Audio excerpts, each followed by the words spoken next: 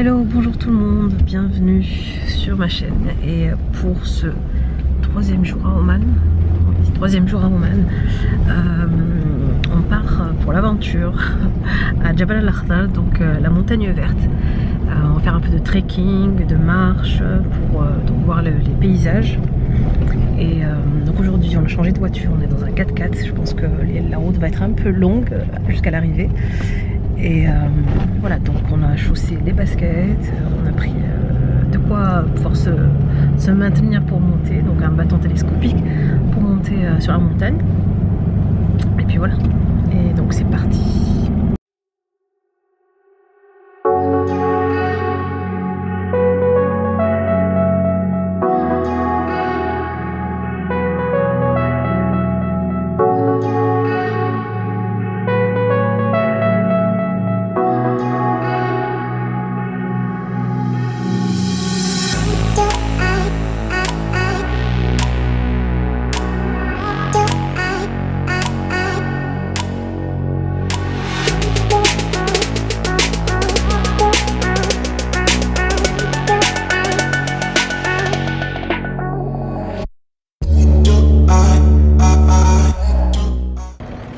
Alors nous voilà en face de Birkat El Mawz, donc c'est en fait un endroit où avant étaient cultivées les bananes, en dessous des palmiers ici.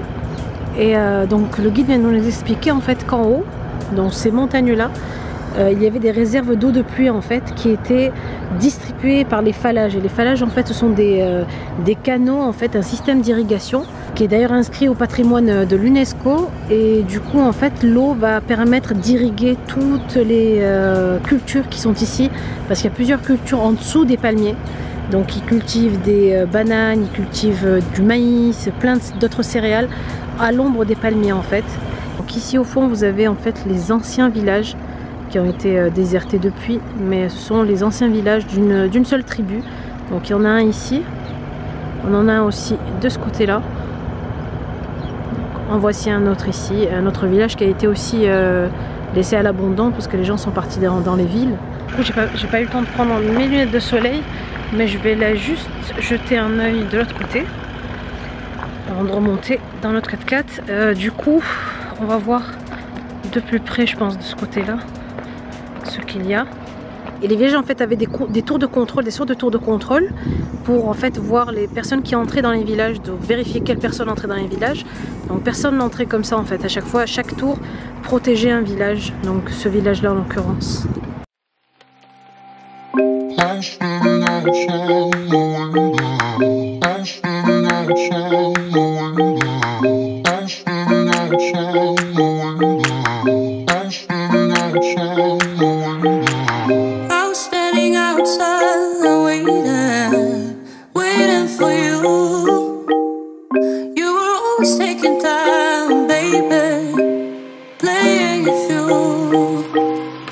I was calling out your name, put my eyes on the wall.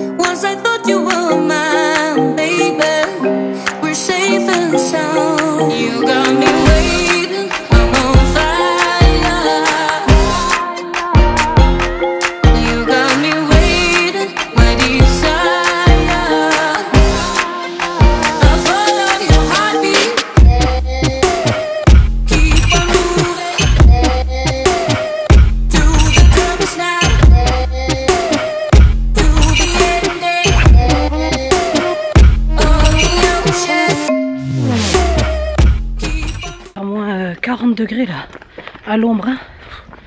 40 degrés à l'ombre. C'est fou. Comment font les gens d'ici? C'est incroyable quand même. Après, vous allez me dire tout le monde s'adapte au milieu où il est, mais regardez la porte comme elle est magnifique, l'ancienne porte. Bon bah les filles, mon visage témoigne du périple que je viens de vivre, je crois. Je suis rouge comme une tomate.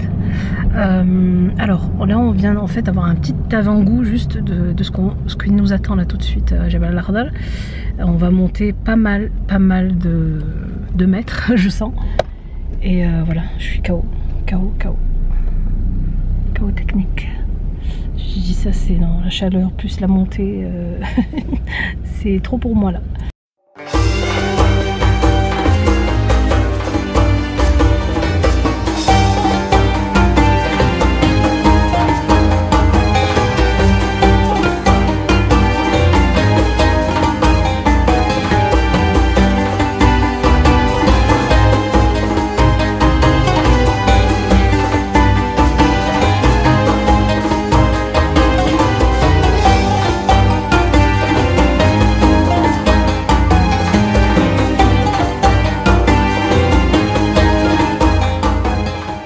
Alors du coup voilà, on est à Jabal al-Akhdar.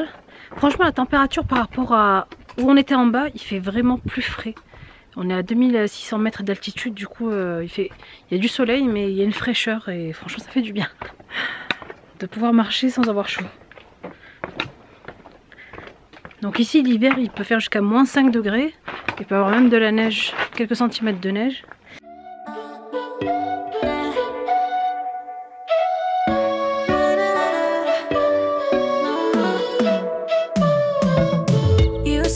You needed me like a cargo, you will carry me. I just hope you know my depth, even though it makes no sense. Sometimes I'm broken, too much of emotions.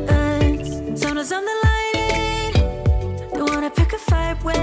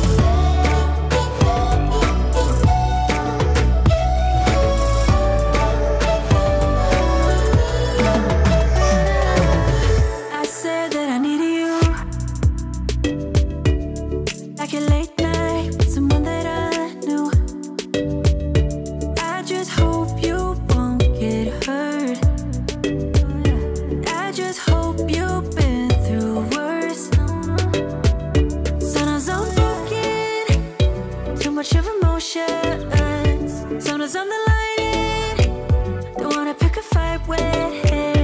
Everything seems so good, I guess I can't help myself.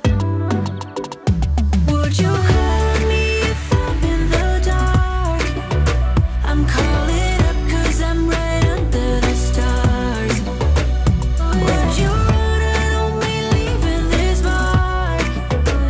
But baby I'm the one who's breaking hearts, one who's breaking hearts.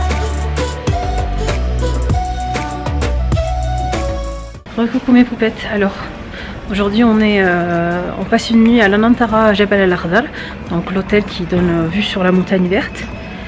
Et donc on va aller visiter un peu, on a attendu que le soleil tombe un peu. Donc là c'est bientôt le coucher de soleil, on va pouvoir aller regarder le coucher de soleil par la petite baie. Il y a une baie en fait vitrée qui donne directement sur la montagne. C'est parti. Et juste au-dessus, mais vraiment au-dessus du canyon de Jabal al-Akhdar, regardez. C'est trop beau.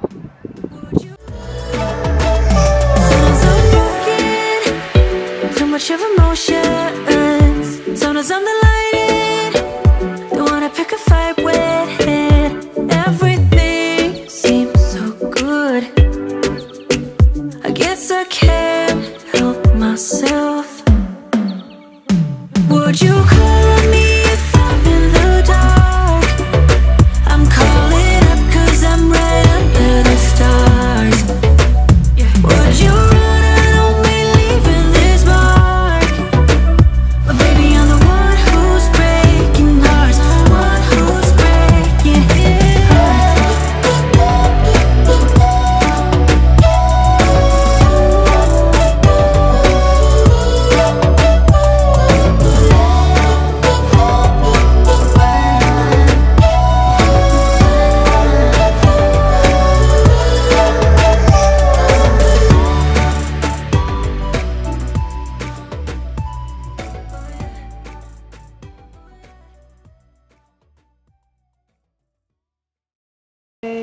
Coucou, Sabah al khayr, Sabah al khayr. Alors ce matin, petit déjeuner avec cette magnifique vue, regardez, sur Jabal al-Akhdar. C'est juste magnifique. Avec ici une petite fontaine. Regardez, trop beau. Alors on va petit déjeuner ce matin et après c'est reparti pour l'aventure. Hein, ça va, t'es prêt?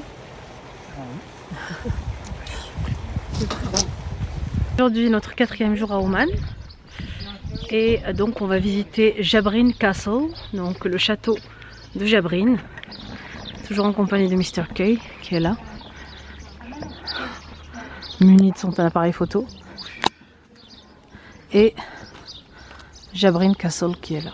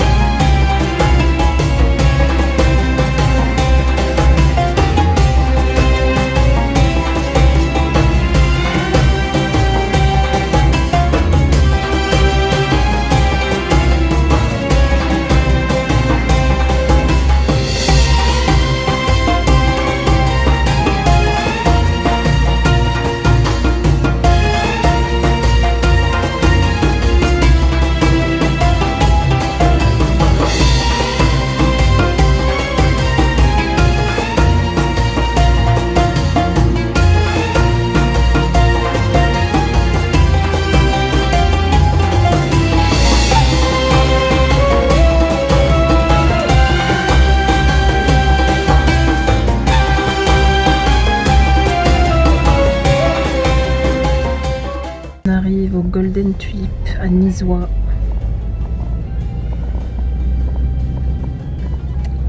Notre hôtel pour une nuit.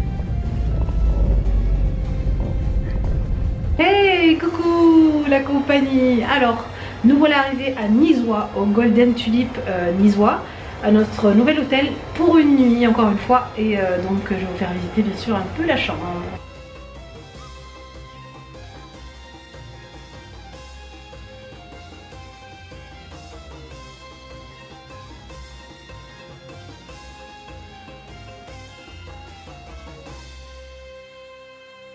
Comment vous faites? Coucou. Alors ça y est, on est prêt, on est arrivé donc à Nizois et là donc on va aller dîner. Je me suis habillée, préparée, j'ai mis une petite tunique, Mr K aussi il s'est habillé, une petite tunique en lin blanche avec le fameux pantalon de chez Primark et mes petites mules. Voilà. You're up in the sky, I'll carry you home, home to the mountaineers. And soon, my friend, you'll see them again, the ones you left behind, the ones you left behind. And I'll sing for you all the way home.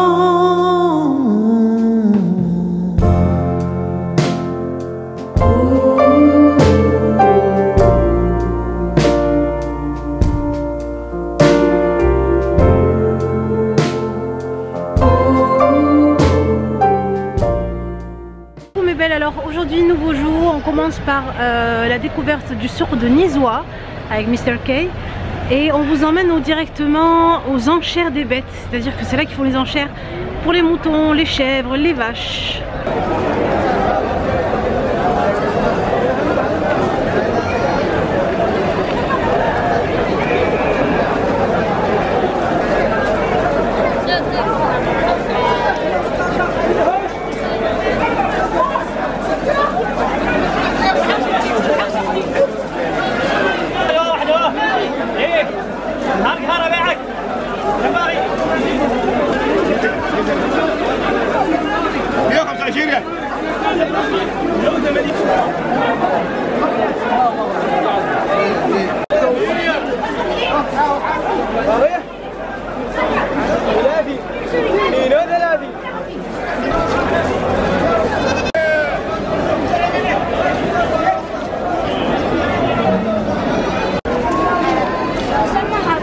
Alors ensuite on passe au côté le souk de la poterie. Donc, bon, ça on va dire je suis un peu habituée. En Tunisie on a la même chose à Nabeul. La ville de Nabeul est connue pour. Et ici à Oman je vois qu'il y a beaucoup de, comment on appelle ça en arabe, golla. Le golla, ça c'est une jarre en fait pour mettre où en fait. Alors là je pense que c'est pour l'eau, mais c'est possible aussi de mettre l'huile d'olive en fait pour la garder intacte. L'eau en fait à l'intérieur aussi reste fraîche.